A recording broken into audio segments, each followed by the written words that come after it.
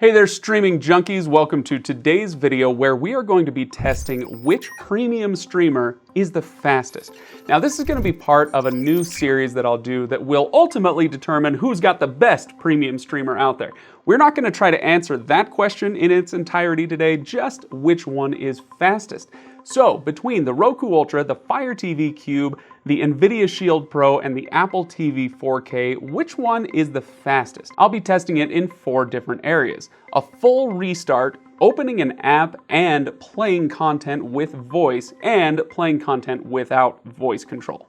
Now, for each of these categories, I performed the function 3 times and took the average from each, just to do my part to rule out any anomalies here. There are some other areas that I'm thinking of that I'll be testing in future videos, but I would like to hear what you would like to have me test. Hit the comments below. What I'm looking for are things that would be quantifiable. So, who's got the best interface? Well, it kind of depends on who you ask. But if you have anything that would actually fit on a spreadsheet that I can actually test and know once and for all which one is the best at which area, if you've got an idea of what that area should be, let me know in the comments. But for today, speed. Who's the fastest? Let's dive in.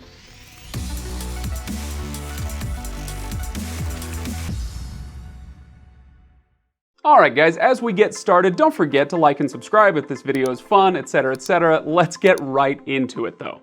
The first area that I tested was a full system restart. So for each device, I went into the settings menu, clicked restart, clicked my timer, and saw how long it would take.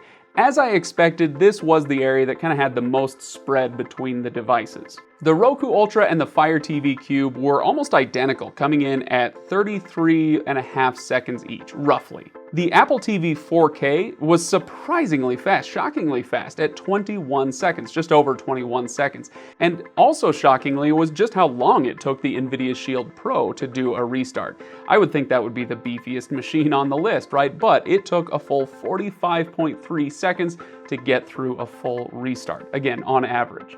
Next up was opening an app with voice control. So in each case, I had it open up Netflix. So what I would do is I would click the little microphone button, give it my command, and as soon as I released the button, that tells the device to execute that command, I would start the timer. And on this one, the results honestly were kind of all over the place. The Roku Ultra came in at 7.5 seconds. That is definitely the slowest out of all these devices just to open up Netflix. The Fire TV Cube was the fastest at 2.8 seconds, the NVIDIA Shield Pro at 3.8, not far behind, and the Apple TV 4K at 5.3 seconds. So a pretty decent spread there, but yeah, it's pretty remarkable how quick the Fire TV Cube was able to execute that particular command. Moving on to our next category, and that's starting some content. So not an app, but actual content. So I had my device open up Squid Game on Netflix to see, well, what would happen. Again, on this one, the Fire TV Cube takes first place with 6.1 seconds. The NVIDIA Shield Pro not far behind with 6.4 seconds, so really, that's kind of a statistical dead heat, right? The Roku Ultra was a little bit slower at 8.5 seconds, and the Apple TV 4K was an interesting case because in this one, it wouldn't immediately start my content, but instead wanted to give me options for how to view that content. I chose Squid Game specifically because it's only available on Netflix, so I was hoping the voice assistant would be smart enough to know that and to just start the content. But in the Apple TV 4K's circumstance, it kept asking me how I wanted to play the content. So it took a little while, and that one clocked in at 12 seconds. The last category on here is starting the same kind of content without using my voice. So I would go into Netflix, click the play button on a title, turn off autoplay, right? And then click the play button on a title and see how long it would take for that to start. Now, I struggled adding this category. I thought about not adding it at all because this is so dependent on an internet connection and how good an internet connection is. But I decided I could go ahead and include this one because all 4 of these devices are the same distance from my router. They're all hooked up via Wi-Fi, so none of them is using Ethernet for this test. And so, I figured it would work out pretty well, especially if I did them right in a row so that the internet connection was roughly similar. And indeed, the results that I saw were roughly similar. The fastest one in this case was the NVIDIA Shield Pro at 1.8 seconds, followed by the Roku Ultra at 2.1, Fire TV Cube at 2.3, and Apple TV 4K at 2.4 seconds.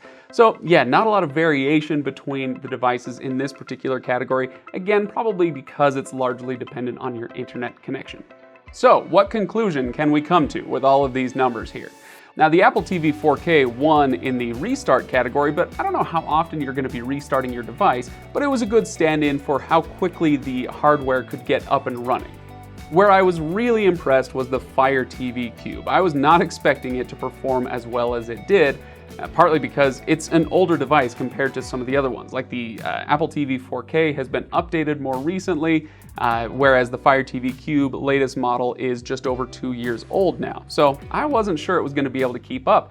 But when it came time to do the voice commands, it actually performed better than all the other devices.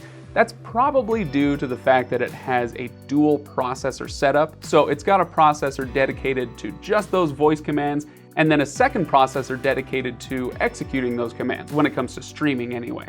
So if you're somebody who prefers to point and click to access your content, then there may not be a huge difference between all of these devices. However, if you are somebody who uses a lot of voice commands to start content or to open up different apps or whatever, then the Fire TV Cube is the winner on this one. So let me know what you think. Was this unexpected at all? The Fire TV Cube really came out swinging. So let me know what you think in the comments below. And again, let me know if you have ideas for what you would like me to test. I've got my own, but I'd like to hear yours as well. So hit those comments. Don't forget to like and subscribe if you enjoy this video or others that we do. Thank you so much for watching, everybody. I will see you Fridays at 2 p.m. Eastern Time for the live streams that we do here on this channel. We do Q&As, we do giveaways, we do fun stuff. I'd love to have you there. Thanks for watching.